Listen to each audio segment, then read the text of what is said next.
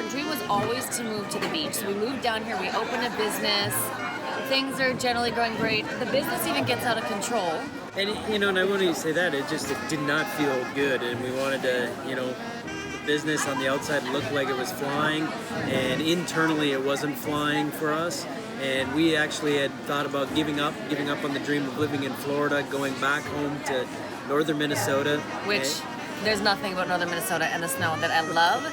It's just the business worked up there. It did. Yes. It did. The business felt good up there. Yes. And then we actually had advice from somebody to go look at a 3-compartment sink of all things in a town about 20 minutes or 30 minutes away from here. And then they suggested, why don't you drive back on this little road and have lunch at this, where we're at right here today. Yeah, it's one particular place. And we did that. And in that moment where we're sitting right here looking out was the moment where we said, we're going to stay here. Like, this is why we moved here. Yes, the energy of the beach, the water, the smell of the salt air, the wind blowing in. The colors, you guys, the white sand and the water, and like there's so much space. I just love, like, that for me, having, like, coming from Minnesota and living on a lake, and then having the Gulf and the blue and the warm air and the salt water, I was like, it's everything that I dreamed of having when we were in Minnesota building the business. So it's like, okay, so we don't want to give up on all of this because one